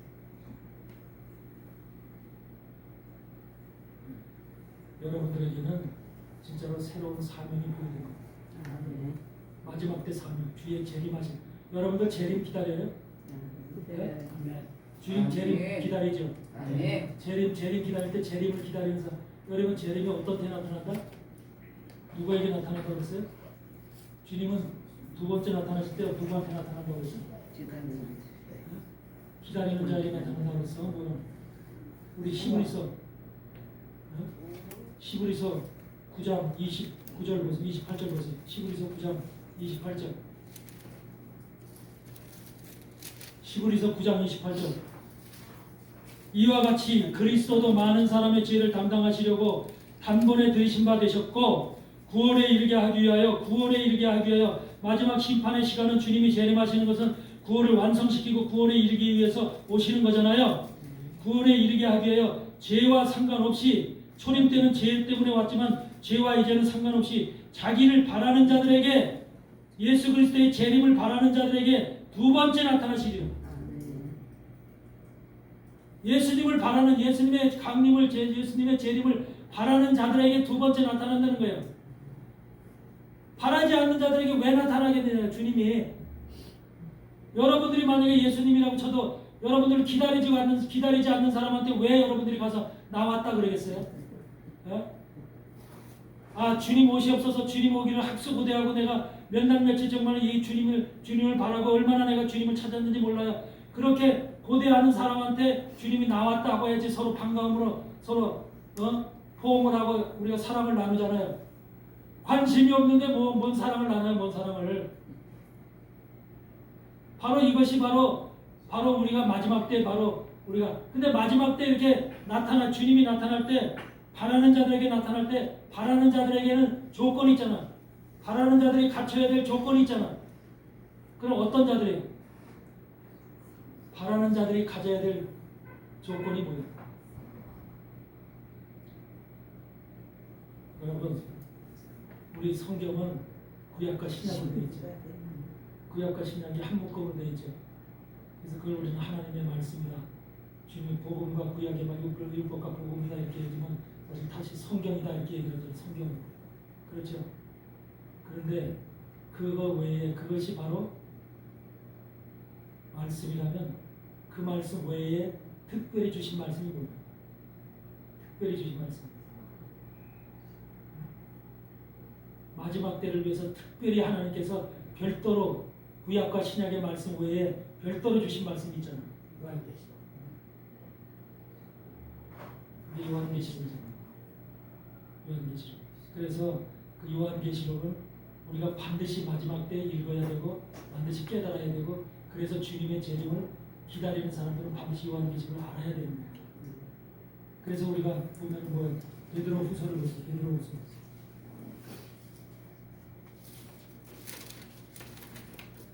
베드로후서. 베드로가 뭐라고 얘기를 하냐면, 베드로후서의 1장 19절에 보니까, 베드로후서 1장 19절에 베드로 사도를 통해서 무엇을 예언하고 있냐면, 보세요. 또 우리에게 19절에 또 우리에게 확실한 예언이 있어. 우리에게, 베드로가 얘기하는 우리에게 확실한 예언. 이 확실한 예언이 뭐예요? 요한계시록이죠. 요한계시록이라는 확실한 예언이 있어. 어두운데 비치는 등불과 같은 것이다. 날이 새어 샛별이, 샛별이시라는 예수 그리스도지요. 예수님이 우리 안에 들어오셔서 너희 마음에 떠오르기까지 너희가 이것을 주의하는 것이 가함이다. 여러분, 요한계시록이 바로 확실한 예언입니다. 마지막 시대. 이것을 알아야만, 깨달아야만 비로소 우리가 마지막을 준비할 수 있는 겁니다. 그런데 오늘날 교회는 요한계시록에 관심이 있어요, 없어요? 없어요. 없지요. 왜? 주님을 기다리지 않으니까. 무천년주의자들이 대부분이니까. 주님을 기다리지 않아요. 요한계시록을 모르면 주님을 만날 수가 없어요. 주님을 기다리는 사람의 마음이 아니에요. 요한계시록을 모르면. 그래서 내가 요한계시록 책을 쓴 거예요. 1, 2권 합치면 거의 다 1000페이지 가까이 돼요. 그 두꺼운 책을 썼어요. 2년 반을 통해서. 그래 이거 하도 많이 쳐가지고 지금도 오른쪽 어깨가 아파. 이거 오른쪽 어깨. 그런데 그 책을 썼는데 그 책을 사람들이 안 봐. 요한계시록에 관심도 없지만 신천지 같은 데만 요한계시록에 관심이 있지 일반 교회는 관심이 없어. 주님이 오는 거하고 하나도 관심이 없어. 지금 잘 먹고 잘 살면 되고 강남에 아파트 값만 오르는 게 우리 집값만 오르면 되지 그런 거 하나도 관심이 없어. 이게 오늘날 교회의 하나님의 사람들의 모습입니다. 이런 교회와 이런 성도들 이런 종들을 하나님 기뻐하시겠느냐는 거야. 그런 사람들 하나님의 주님의 신부로 삼겠느냐는 거야. 여기 뭐라서 샛별이 너희 마음에 떠오르기까지 모닝스타이신 샛별이 떠오르기까지 여러분 마음을 문을 열어야지 샛별이 들어올 거 아니야. 예수 그리스도가 들어올 거 아니야. 라오디게아 교회 문 앞에서 너희는 문 앞에서 두드리노니 문을 열면 내가 너희가 들어가서 내가 너와 함께 먹고 마시리라 그랬죠. 주님이 들어오셔야만 내 영을 깨우고 나와 함께 보는 모든 요한계시록을 읽을 때도 그걸 이해할 수 있도록 주님이 하시잖아. 근데 샛별이 떠오르기까지 이것을 샛별도 안 떠오르는데 억지로 그것을 해석하고 억지로 해석하지 말라는 거야. 그러면 잘못된다는 거야. 신천지가 바로 그 짓을 하는 거야. 그래서 신천지가 자기네들이 14만 4천은 다 자기 교회라 신천지 사람들이라고 하잖아. 근데 지금은 신천지 교인들이 아마 지금 25만이 넘었어. 14만 4천만 되면 자기 교인들 다 올라간다 그랬는데 25만이 넘으니까 이제 또 다른 말로 바꿔놨어. 그러니까 그 이단들은 항상 그래. 요한계시록을 통해서 성도들을 모은 거야. 일반 교회에서 요한계시록에 관심이 없고 가르치질 않으니까 요한계시록에 관심이 있는 성도, 장로나 목사나 권사나 집사나 이런 사람들은 다 신천지로 간 거예요. 이게 바로 일반 교회의 잘못이고 일반 교회가 실패한 작업이야 이게. 여러분 이거 신천지만 탓할 게 안 된다니까. 신천지는 이 사단을 통해서 그걸 이용하는 것뿐이고 어부지리로 이용하는 것뿐인데 의미는 뭐냐면 일반 교회가 요한계시록에 관심이 없고 가르치지는 않기 때문에 여러분 요한계시록에 보면 얼마나 거기 두려운 말씀도 있고 인을 띄는 말씀, 나팔 부는 말씀, 대접장 이런 것들이 얼마나 많아. 아마겟돈 전쟁도 있고 쭉 다 나오는데 이걸 읽어보면은 흥미로워야 하는 거예요. 무섭기도 하고 흥미롭기도 하죠. 천년왕국이 돌아온다는 말씀도 이게 다 있죠. 근데 그런 말씀이 누가 가르치는 사람이 없으니까 얼마나 궁금하겠냐고. 여러분 요한계시록을 모르면 확실한 말씀을 여러분들이 받지 못합니다. 마지막 시대 성경 외에 갑절의 양식이라는 것은 계시록의 양식이에요. 계시록의 양식을 반드시 먹어야 합니다. 이것을 여러분들이 먹지 않으면 여러분들은 주님의 신부가 되는 자격에서 탈락이 돼요. 내가 올 것을 예언한 계시록에 관심이 없는 너가 신부가 될 수 없답니다. 여러분 요한계시록은 요한계시록만 주님이 오신다는 것을 강림하신다는 걸 예언하는 것이 아니라 성경 전체가 창세기서부터 구약의 말씀, 신약의 말씀 수없이 많은 데가 주님이 재림하신다는 것을 이미 주님은 성경 속에서 이미 창세기서부터 다 예언을 하시고 계십니다. 아멘? 근데 우리는 그것을 갖다가 다 허들거버리고 헛넘겨버리고 이런 모습이 될 겁니다. 하나님의 말씀을 여러분들 잘 이해하셔야 됩니다. 가인과 아벨의 여러분들 아담과 하와의 처음에 아들이 가인과 아벨이에요. 그렇죠? 가인은 소유하다는 포세션, 소유하다는 말이에요. 소유하다. 많은 것을 가지고 있다. 등남했다. 소유했다. 등남했다. 여러분 아들 낳으면 결혼해서 아들 낳으면 좋아한다. 딸 낳는 거 아들 낳는 거 누가 먼저 좋아? 딸을 낳으면 뭐해?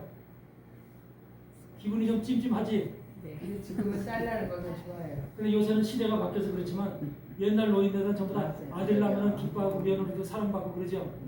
딸 낳으면 좀 뭐 그 미워할 수는 없죠. 좀 씁쓸하죠. 잘라서 찢겨 계속해서 딸만 낳다가 보니까 그래서 딸도 7, 8달, 7달, 8달 하고 마지막 때 아들 낳는 사람도 있죠. 네. 결국은 아들을 낳기 위해서 딸을 낳는 거예요. 그런 사람들이 한국의 가정 속에 많거든요. 이런 사람들이 있듯이 바로 그런 자식을 낳으면 아들을 낳으면 가인의 마음이 풍족했다는 거예요. 부자였었다는 거예요. 소유욕을 가지고 있는 사람이 가인. 오늘날도 소유욕을 가지고 있는 사람이 가인이랑 똑같아요. 그러니까 그 사람들은 소유 속에서 하나님 앞에 제물을 드리면 그걸 하나님이 받아주실 줄 알고 내가 많이 가지고 있는 소유물 속에서 좋은 것을 가지고 가인이 하나님 앞에 제물을 드렸을 때 나쁜 것을 드렸겠어? 좋은 것을 드렸겠어? 좋은 걸로. 자기의 제물 중에서 좋은 것을 드렸을 거 아니에요. 좋은 것을 드렸는데 하나님이 노해서 안 받잖아. 얼마나 기분 상할 일이야. 하나님이라고 할지라도 가인 입장에서는 엄청나게 기분 나쁘들 일이잖아. 기분이 상했어. 그런데 이것은 제물이 아니라 아벨은 뭘 드렸어? 양의 피를 드렸어. 양의 피. 양의 피를 드렸죠. 그러니까 자기가 가인이 볼 때는 양의 피가 뭐예요? 네? 바로 예수 그리스도거든. 주님으로 오실 그분이 양이 돼서 어린 양이 돼서 피를 흘려야만 내 죄가 속죄되고 내가 다시금 에덴 동산으로 들어가. 에덴 동산에서 쫓겨난 자들이잖아. 에덴 동산에서 쫓겨난 가인과 우리 아담과 하와가 가인과 아벨이기 때문에 그 사람들이 에덴 동산에서 쫓겨남으로 인해서 자기네들이 수고하고 노력해서 벌어먹고 살아야 되는 이제 환경으로 바뀐 거죠. 에덴 동산에서 있을 때는 하나님이 전부 다 모든 걸 해결해 주셨는데 과일이고 열매고 먹을 것을 전부 다 하나님이 해결해 주셨는데 그 에덴 동산은 쫓겨나니까 인간의 노력으로 살아야 되잖아. 이 가시덤불과 엉겅퀴 같은 곳에서 노력하고 땀 흘려서 살아야 되잖아. 그게 인간의 모습이잖아. 지금 우리 그렇게 살잖아요. 땀 흘리면 못 사는 세상 속에 살잖아요. 그게 바로 가인과 아벨이야. 근데 아벨은 뭐야? 아벨이라는 말 자체가 공허하다. 나는 허무하다. 에덴 동산을 쫓겨난 나는 살 의미가 없다. 이게 아벨이 느낀 감정이에요. 가인은 뭐야?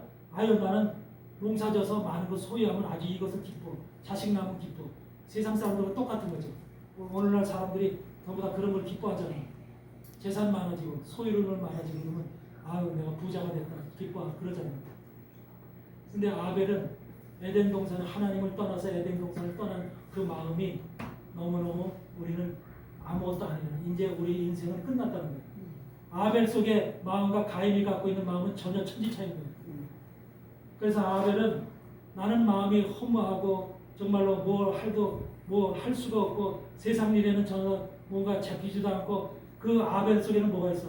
항상 주님과 하나님 우리를 불쌍히 여겨주세요. 내가 어떻게 하면 다시 에덴 동산으로 돌아갈 거야. 하나님 우리를 긍휼히 여겨주세요. 이 항상 기도와 하나님 앞에 교제를 하는 거예요. 여러분 마음의 허무함과 마음이 텅 빈 사람들이 누구 앞에 매달리겠어요? 네? 소유를 많이 가지고 있는 사람은 소유물을 어떻게 쓸까? 소유물을 어떻게 사용할까? 그걸 갖다 연구하지만 마음이 텅 빈 사람들은 결과적으로 뭐야? 하나님을 바라보고 하나님을 의지하고 하나님 앞에 나갈 수밖에 없죠.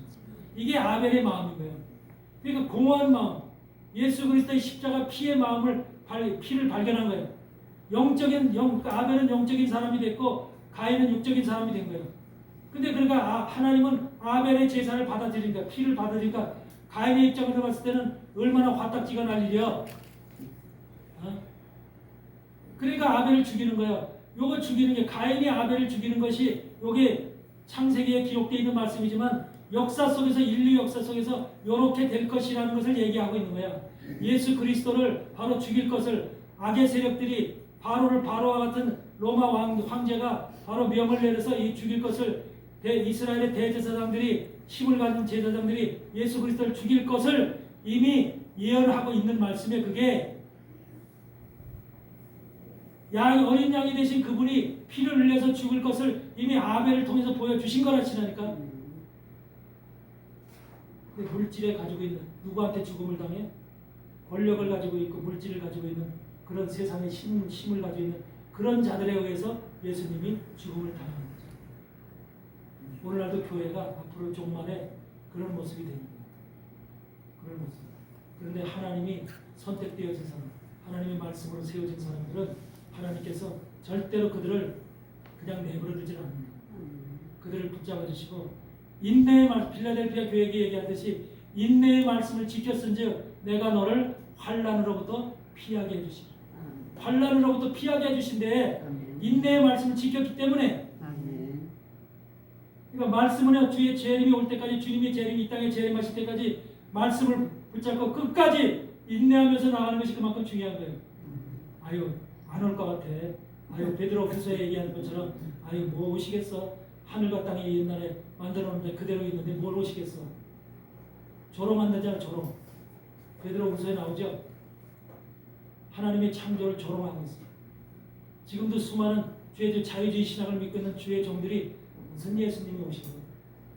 목사로서 무슨 목사를 하고 있지만 사실은 주님이 오신다는 걸 알고 있어요. 그게 무천년주의예요. 이런 우리가 한심한 세상 가운데 한심한 타락되고 변질되는 사단이 통치하고 상대를 지배하는 그러한 교회 속에서 지금 말씀을 듣고 천국 가기를 소망하고 있는 거예요. 여러분 이런 것을 정확히 깨닫고 하나님 안에서 우리가 온전한 신앙 가운데 마지막 시대 주의 교회는 엘리야 청학 안에 갑절의 영을 가진 엘리사의 종들이 사역하는 교회가 바로 주의 강림을 예비하는 교회의 모습입니다. 아멘. 주의 종들은 엘리사의 영감을 가져요. 그 영감은 하나의 영감이 아니라 갑절의 영감이에요. 갑절의. 아멘. 그 말씀 속에서 여러분들이 하나님의 말씀을 온전히 깨닫고 그 말씀이 무엇을 의미하는가를 좀 묵상 좀 해보세요. 묵상을 영적으로 하나님과의 교감을 통해서 묵상을 좀 해보시라고. 그냥 냅다 읽어대지만 마시고 하나님 기도해요. 하나님 내게 이 말씀을 깨닫게 해주세요. 깊이 영적인 말씀, 신령한 말씀, 지혜로운 말씀을 알게 해주세요. 이 말씀을 알아야 내가 살겠나이다. 하나님 앞에 기도하시기 바라니까. 주석 쳐다보고 하지 말고 주석 쳐다보고 하지 말고. 누가 하는 그 설교문들 빗대서 비유해서 얘기하지 말고. 나는 그래서 설교문 자체가 없어요. 설교문 자체가 없어요. 한 번은 설교문 보고 저는 설교해 본 적이 없어요. 설교문을 보면 오히려 안 돼요.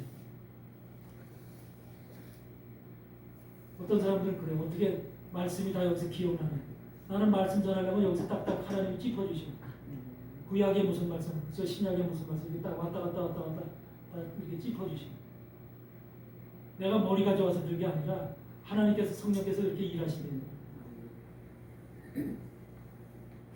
여러분들이 나중에 하나님한테 환란돼 후 3년 만에 저 그리스도가 세워지고 환란되면은 성경 말씀 성경 들고 나와서 어때 성경 못 들고 나오는 거예요. 여러분이 말씀 자체가 돼야 돼요. 머리서부터 손끝발까지 여러분 자신이 말씀이 돼요. 예수님이 이 땅에 오셨을 때 제자들한테 설교할 때 많은 무리들을 놓고 설교할 때 성경책 들고 설교합니까? 그냥 예수님 자체가 말씀이에요. 아멘? 그래서 예수님 속에서 그냥 말씀이 나오는 거예요. 그러듯이 마지막 시대 지금 주의 종들이 돼야 제사장이 되어야 되고 주님의 신부들이 되어야 되고 주님의 증인들이 되어야 될 사람들은 바로 이것이 나와야 돼요. 우리 계시록 14장만 보고 끝냅시다. 계시록 14장이 뭐라고 얘기하고 있나요?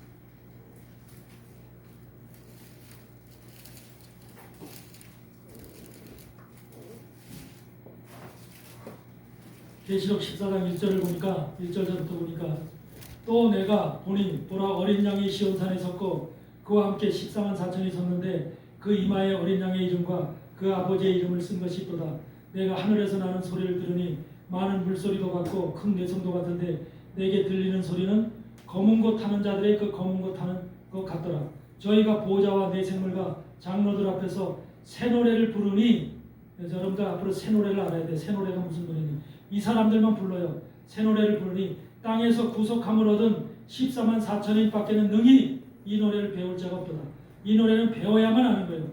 새 노래는 배워야만 하는데 14만 4천인 밖에는 능히 이 노래를 배울 자가 없다. 단정적으로 이렇게 여러분이 그러니까 이 14만 4천 속에 들어가야 되는 거예요. 신천지에 14만 4천 얘기하는 거 아니에요? 그래서 뭐냐면 새 노래가 뭐예요? 그 노래 있고 새 노래 있나? 네? 14만 4천이 부른다는 새 노래가 무슨 노래예요? 다음 시간에 합시다. 내일 내가 말씀드려줄게. 새 노래를 부르니 땅에서 구속함으로는 14만 4천인 밖에 능히 이 노래를 배울 자가 없도다. 이 사람들은 14만 4천은 여자로 더불어 더럽히지 아니했다. 여자로 더불어. 여자는 뭐야? 교회를 얘기해. 교회. 신부가 돼야 될 교회가 마지막 때는 다 더럽혀져 있다는 거야. 근데 신부로 여자로 더불어 더럽히지 아니하고 정절이 있는 자라. 예수 그리스도만 바라봐. 남편이신 예수 그리스도만 바라보았다는 소리죠. 정절이 있는 자라.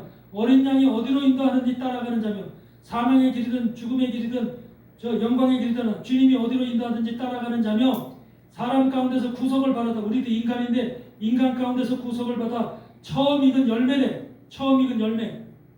사람들 속에서 하늘나라에 올라가는 처음 익은 열매로 올라간대.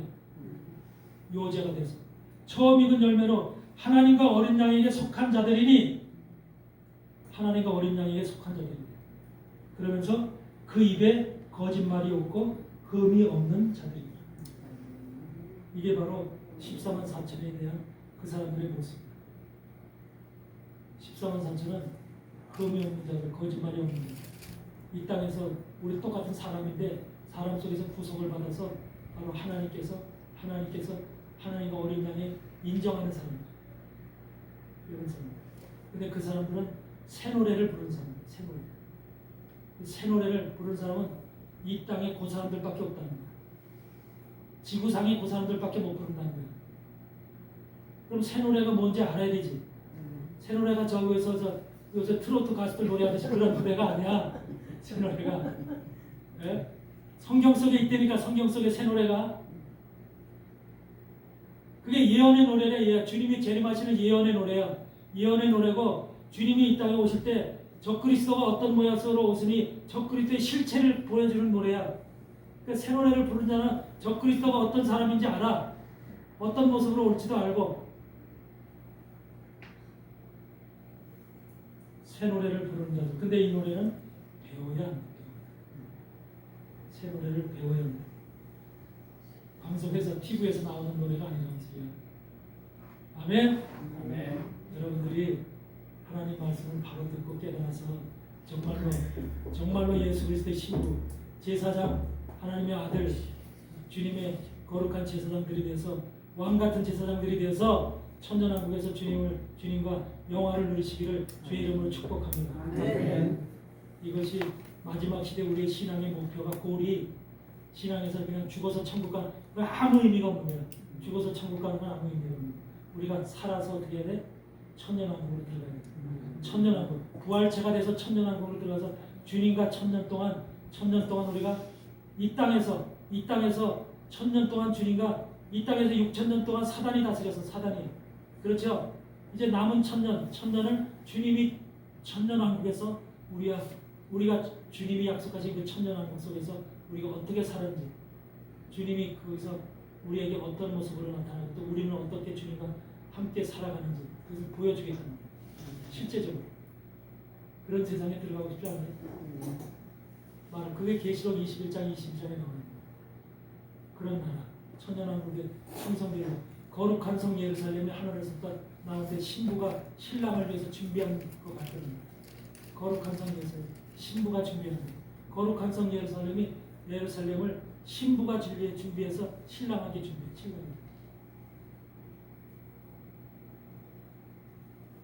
뭔 소리 하는지 아마 안다고 치고 하여튼 다음 시간에 봅시다. 찬양 한곡하고 마칩시다. 시간이 됐으니